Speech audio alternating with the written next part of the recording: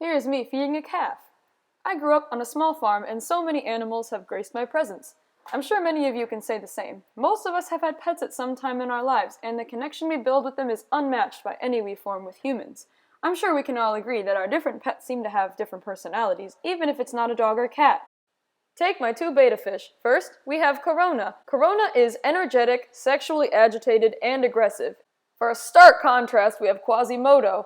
Quasi is timid and he's passive. Unlike Corona, Quasi has two roommates. Betas are also known to be aggressive, so I thought it would work well and he'd be able to defend himself. He doesn't defend himself. You can see he has some tears in his fins back here because he simply lets them bully him.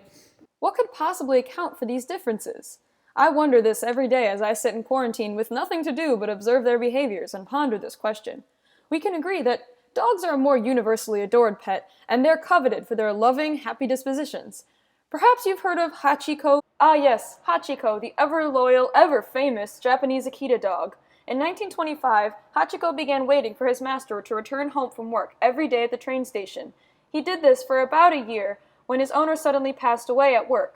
Despite never greeting Hachiko at the train station again, the dog continued to wait each day until his own death in 1935. Both the ability to feel pleasure and the apparent presence of human-like qualities such as loyalty introduce the possibility of emotions in animals.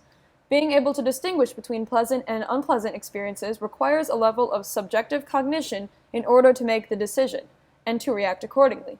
Being able to recognize pleasure and pain is what we call sentience.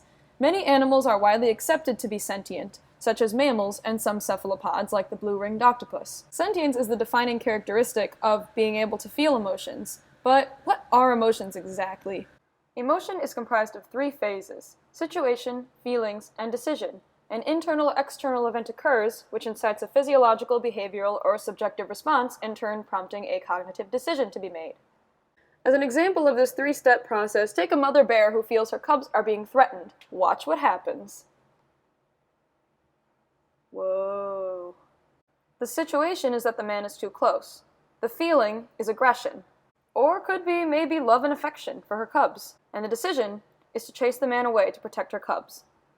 You may have noticed that I took a wild guess at what the bear's emotions could have been. Could have been aggression, could have been love, affection, and this is how scientists have been doing it because after all, animals can't tell us how they're feeling. So we have to look for other factors in their behaviors or their physiology that could tell us what they're feeling. An approach called the mechanistic approach exclusively studies physiological changes in animals when they're presented with familiar or unfamiliar stimuli. The problem with this is that one physiological response might align with multiple emotions, or vice versa, and that would make it impossible to tell which emotion the animal is experiencing. Another approach to understanding animal emotions and behavior is the functional approach. Now, the functional approach includes the three phases we talked about earlier, which would be the situation, the feeling, and then the decision, or the reaction. The problem with this is that it can be applied to plants, any animal, and even machines, as they're all designed to go through these three processes in order to function or stay alive. A combination of the functional and mechanistic approaches would be looking at the anticipatory responses of animals, which means the ability to learn arbitrary responses as preventative measures for negative events. Gosh. In order to better understand the importance of anticipatory responses in animals, one must first understand an experiment that was done with sheep and a few buckets. In order to help us understand the experiment, I made a visual for us. So a sheep was placed into a stall. The stall had two buckets. One bucket had something great, pleasant inside of it. The other one had something unpleasant inside of it. Now, some sheep, which are the ones we call optimistic, tried both of the buckets because they were overwhelmed by their expectation of a positive outcome. Other sheep, which ones we will call pessimistic, the pessimistic sheep, did not try either bucket because they were so overwhelmed by their anticipation of a negative outcome that they were too afraid to try either bucket. Just as in humans, past traumatic experiences are correlated to a more pessimistic mood in animals. Pessimism is not set in stone. If an animal's conditions significantly improve, then their mood, and therefore their resiliency and optimism, can also improve. What's the key to more happy animals in this world? Animal welfare. Animal welfare refers to the possible presence of animal emotions and how to treat them based upon their emotional capacities. Nowhere is the topic of animal emotions and animal welfare hotter than amongst animal activists and scientists regarding factory farms. Huge industrial meat producers like Oscar Mayer's, Tyson, Purdue, they all source their meat from CAFOS, concentrated animal feeding operations. And the conditions that the animals live in at these CAFOs is truly horrific. It is nasty in here. There's dust flying everywhere. There's feces everywhere. This isn't farming. This is just mass production, like an assembly line in a factory.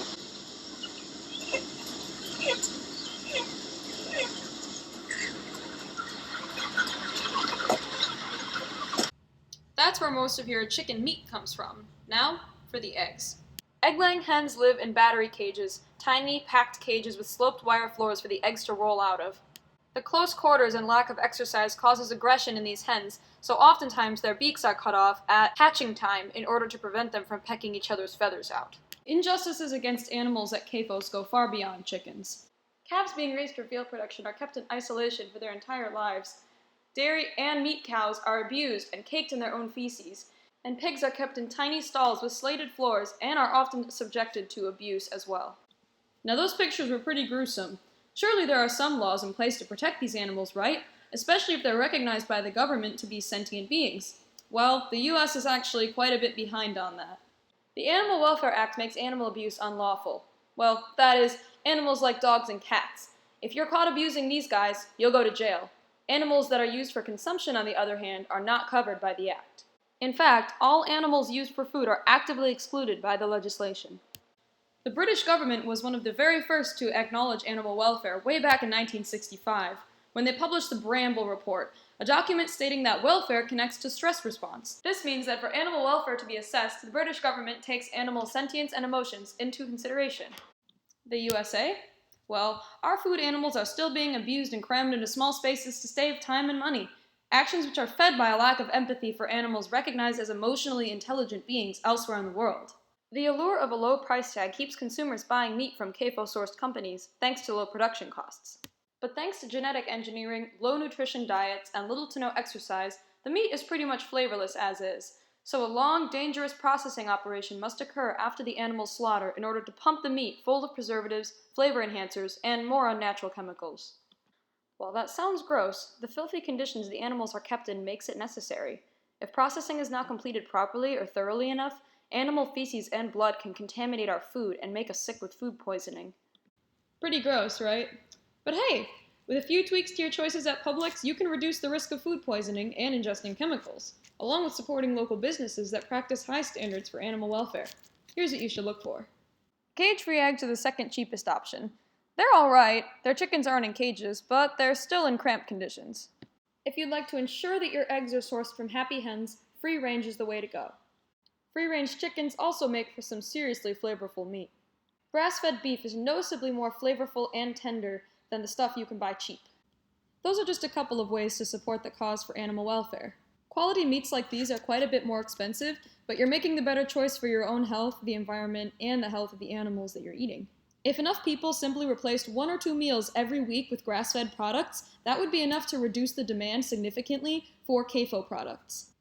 Tying back to my original point about emotions in animals, if you have empathy for animals and trust the science behind their sentience, the best way for you to reduce the number of suffering animals in the world is to make educated choices about which companies and farms you give your business to.